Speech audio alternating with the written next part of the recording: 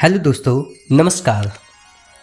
1 सितंबर 1896 पश्चिम बंगाल कोलकाता के टॉलीगंज में स्थित एक कपड़े के व्यापारी के घर जन्म हुआ एक सामान्य से बालक का, जिसके पिता का नाम था गौर मोहन दे और माता थी रजनी देवी, और इस बालक का नाम रखा गया अभय चरण दे।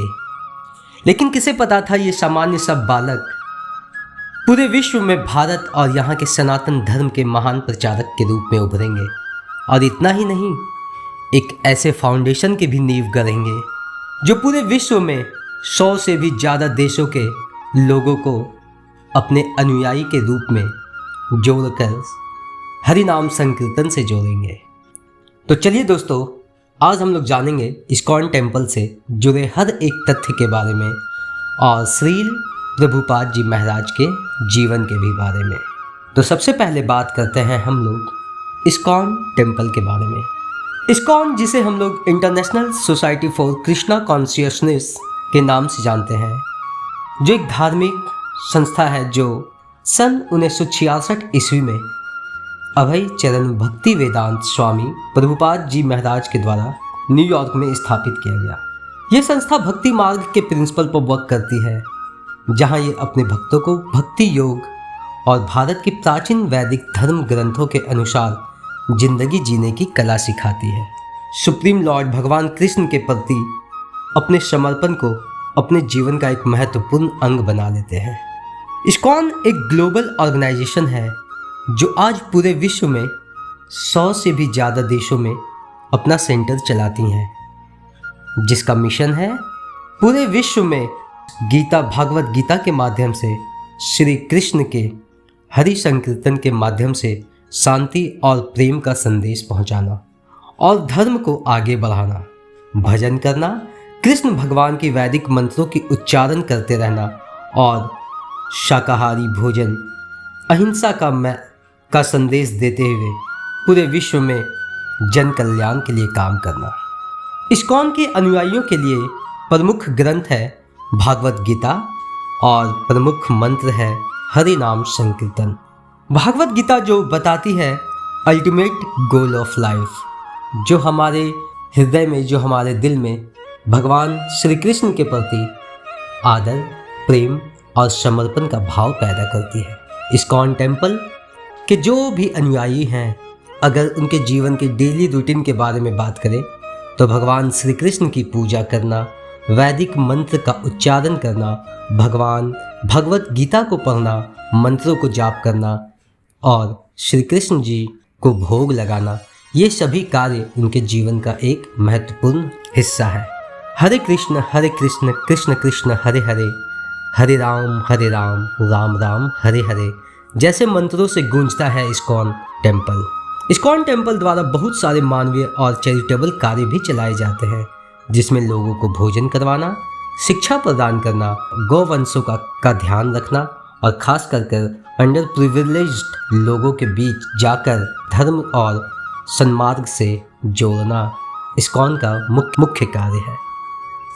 पूरे विश्व में लगभग हजारों इस्कॉन मंदिरों की स्थापना अब तक हो चुकी है, जिसमें से भारत में 60 से भी ज़्यादा इस्कॉन टेम्पल हैं। यहाँ तक कि पाकिस्तान में भी इस्कॉन के 12 मंदिरें हैं और जनरली इन मंदिरों में स्पिरिचुअल प्रैक्टिसेस, एजुकेशन और कम्युनिटी सर्विसेज दिए जाते हैं, और जो सालों भर अपने डिवोटीज और विजिटर के लिए खुले रहते हैं। साल भर होने वाले अनेकों त्यौहार को यहाँ पूरे धूमधाम और जश्न के साथ मनाया जाता है।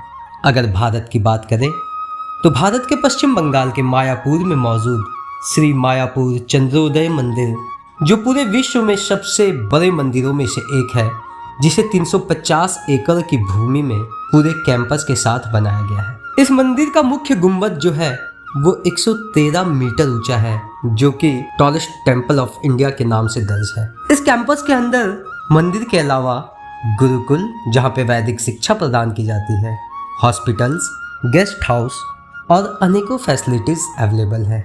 यहाँ हर साल अनेकों फेस्टिवल्स बड़े धूमधाम से मनाया जाता है, जिसमें गुरु पूर्णिमा बड़े धूमधाम से सेलिब्रेट किया जाता है। इस्कॉन टेम्पल की बात करें तो सन 1975 ईस्वी में वृंदावन में इस्कॉन टेम्पल को बनाया गया था, जिसे श्री श्री कृष्ण बलराम मंदिर के नाम से भी जाना जाता है, जो वृंदावन के प्रमुख मंदिरों में से एक है। विदेश की धरती से चालू किया गया इस मिशन के तहत सैकड़ों मंदिर बनाए गए, जिसमें Europe, north America, south America, Africa और भी कई देश इसमें शामिल है। भारत जैसे ही कुछ बड़े बड़े मंदिर रशिया, ब्राजील, यूनाइटेड किंगडम और बांग्लादेश में भी बनाए गए हैं, जिसमें साउथ अफ्रीका के डरबन में श्री श्री राधा कृष्ण टेम्पल, जो कि आउटसाइड ऑफ इंडिया में सबसे बड़े इस्कॉन टेम्पलों में से एक है। भारत देश के अलावा अगर हम अब्रॉड की बात करें तो सबसे बड़ी मंदिर साउथ अफ्रीका के डरबन में मौजूद है।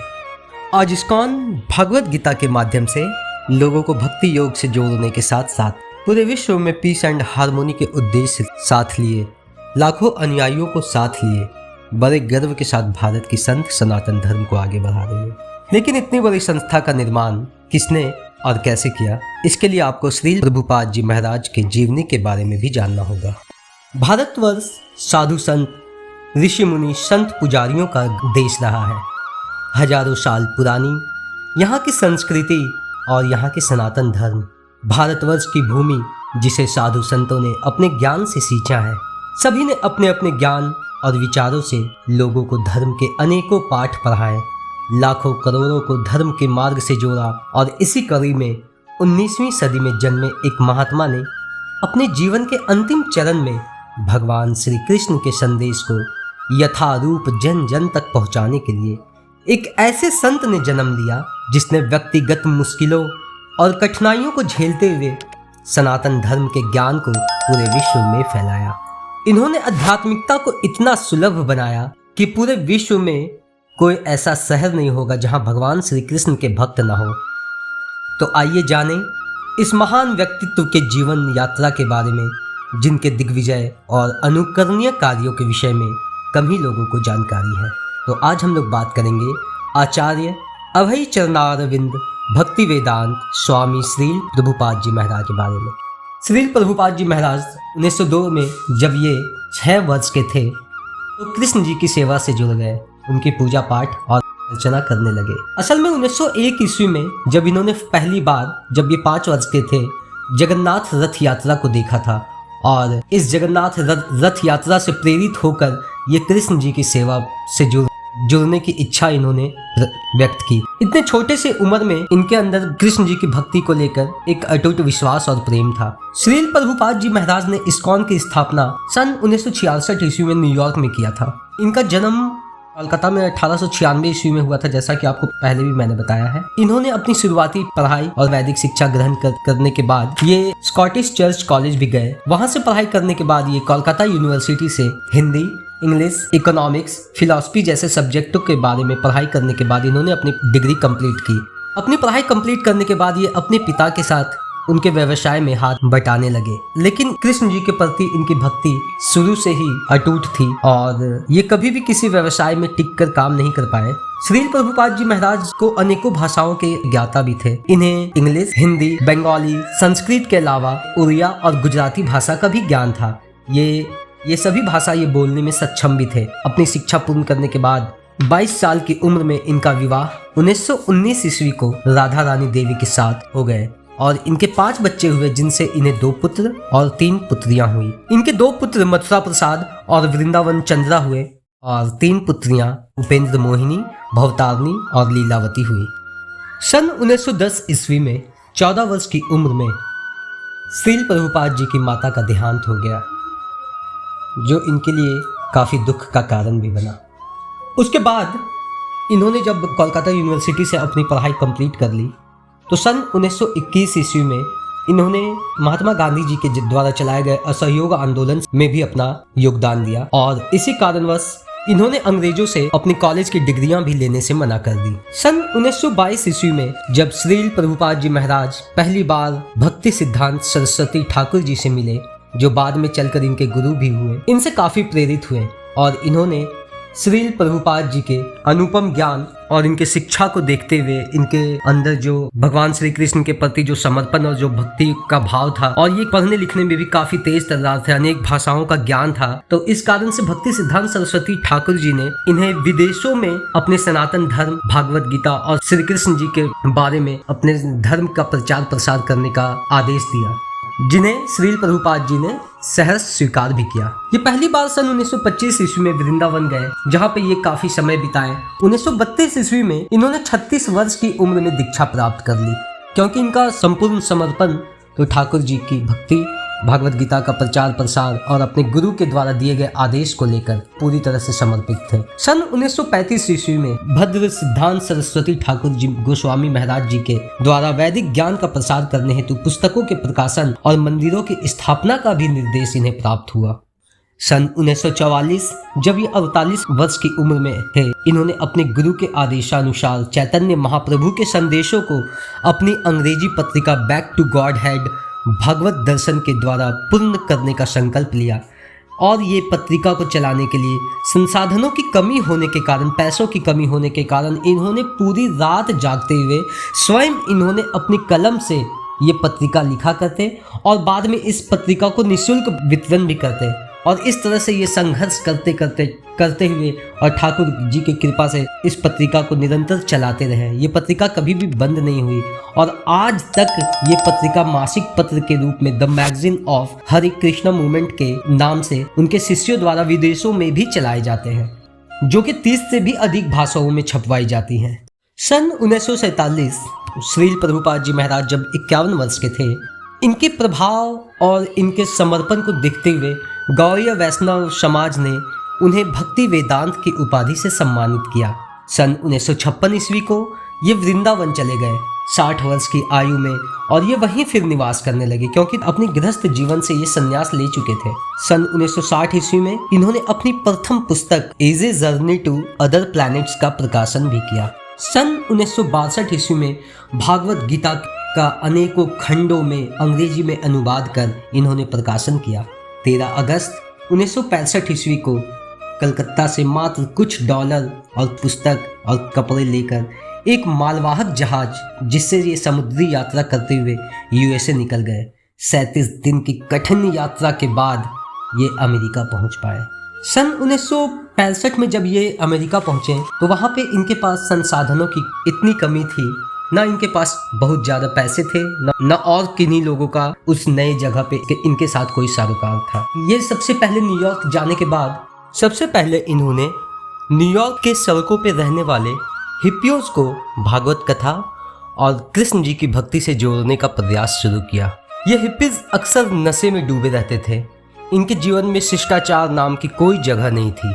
ये श्रील प्रभुपाद जी का मजाक भी बनाते, कभी इनके साथ दुर्व्यवहार भी करते, लेकिन प्रभुपाद जी महाराज अति संयमता के साथ इन्हें मेडिटेशन करवाते, इनके लिए भागवत का पाठ करते और इन्हें हरिनाम संकीर्तन करवाते। शुरुआती के दिनों में कठोर संघर्ष और भारी मुश्किलों का सामना करते हुए फाइनली वहाँ के लोगों के दिल में इन्होंने अपना जगह बना लिया और काफ़ी मेहनत के बाद यूएस के अंदर इन्होंने 10,000 शिष्य बनाए और उनमें से कुछ प्रमुखों को इन्होंने ये देश के अलग अलग हिस्सों में भगवत गीता और हरिनाम संकीर्तन का प्रचार के लिए भेजते, जिसमें से कुछ को यूरोप, कुछ को अफ्रीका, कुछ को ऑस्ट्रेलिया, कुछ को रशिया और कुछ को इंडिया भी भेजे। इन्होंने विश्व के हर देशों में अपने अनुयायियों को भेजा और उन्हें गीता देकर कहा, जाओ और अब आप सभी को वही सिखाओ जो मैंने तुम सभी को सिखाया है।